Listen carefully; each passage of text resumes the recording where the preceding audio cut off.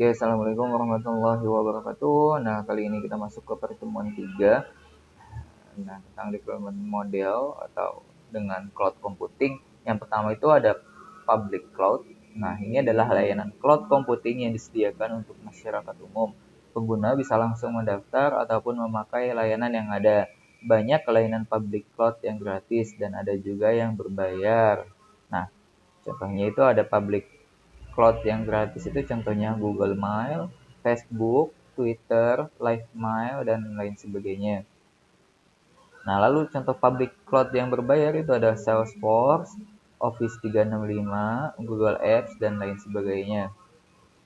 Nah, kelebihan dari public cloud ini, pengguna tidak perlu berinvestasi untuk merawat serta membangun infrastruktur, platform, ataupun aplikasi. Kita tinggal memakai secara gratis untuk layanan yang gratis ya, dan kita membayar untuk layanan yang berbayar. Dengan pendekatan ini, kita bisa mengurangi dan merubah biaya capital expenditure menjadi operational expenditure. Lalu ada private cloud, layanan cloud computing yang disediakan untuk memenuhi kebutuhan internal dari organisasi atau perusahaan. Biasanya Departemen IT akan berperan sebagai service provider dan departemen lain menjadi service customer.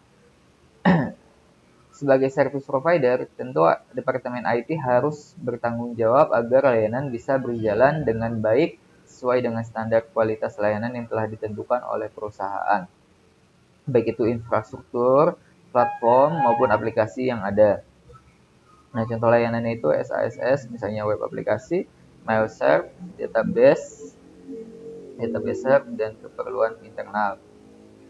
Lalu ada PaaS, ada sistem operasi, web server, framework, plus database yang untuk internal. Lalu ada IaaS, virtual machine yang bisa di-request sesuai dengan kebutuhan internal. Nah, kelebihannya apa? Menghemat bandwidth internet ketika layanan itu hanya diakses dari jaringan internal. Proses bisnis tidak tergantung dengan koneksi internet, akan tetapi tetap saja tergantung dengan koneksi jaringan lokal atau intranet. Lalu ada hybrid cloud, gabungan dari layanan publik dan private yang diimplementasikan oleh suatu organisasi.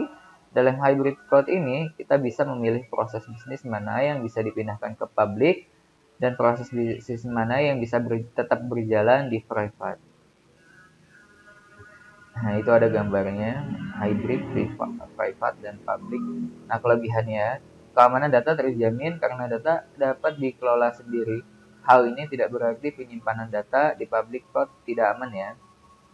Lebih leluasa untuk memilih mana proses bisnis yang harus tetap berjalan di private dan mana bisnis yang bisa berjalan atau dipindahkan ke publik dengan tetap menjamin integrasi dari keduanya ya.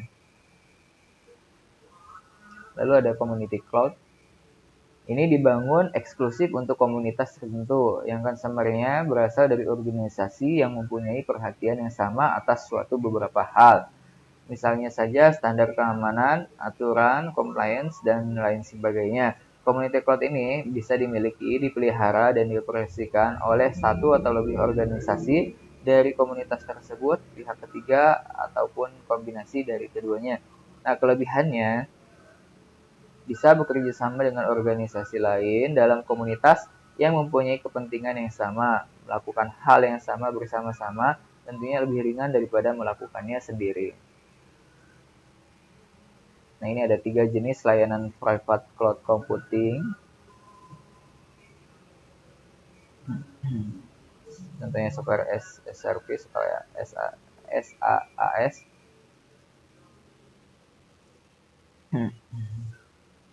Nah, ini contohnya email, lalu Azure ini platformnya. Ini ada infrastrukturnya.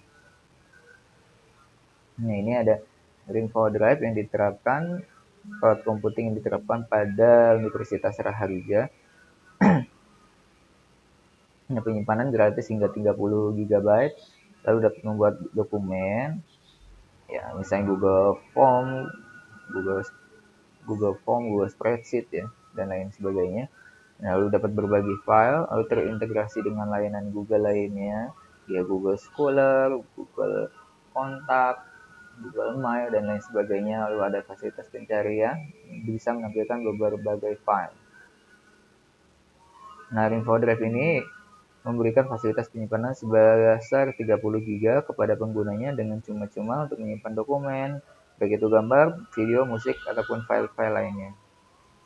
Nah, dalam InfoDrive ini, seperti tugas minggu lalu, kita dapat membuat file dokumen banyak ya, seperti dapat untuk mengolah angka, data, presentasi, form, dan dokumen lainnya ya. Kalau untuk mengolah kata itu, kalau di Office pakai Excel, kalau di Google Form itu ada yang namanya Google Spreadsheet. Kalau di Microsoft ada Google Word, di sini ada Microsoft Google Dokumen. Ya, seperti itu ya.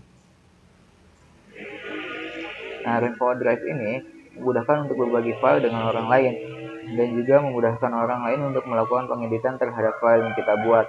Nah, di dalam Google Drive ini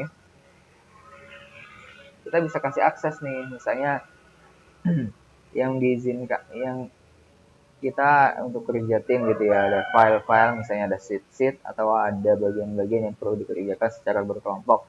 Nah, dengan ini kita bisa berikan akses, bisa edit ataupun komentar ya. Nah, menampilkan berbagai file, lebih dari 30 file yang dapat dibuka dan ditampilkan oleh InfoDrive, termasuk file video, file image, dan lain-lain tanpa mengharuskan untuk mengunduh dan menginstal software yang sesuai dengan tipe atau ekstensi file tersebut. Lalu fasilitas pencarian, InfoDrive memberikan layanan pencarian yang lebih baik dan lebih cepat untuk para penggunanya dan menggunakan kata kunci tertentu. InfoDrive juga dapat mengenali gambar atau teks dari dokumen hasil scan. Nah, lalu terintegrasi dengan layanan Google lainnya. Nah, kemudahan dari manajemen file karena InfoDrive secara otomatis terintegrasi dengan layanan Google lainnya. Public Cloud, contohnya Google Drive. Terima kasih. Assalamualaikum warahmatullahi wabarakatuh.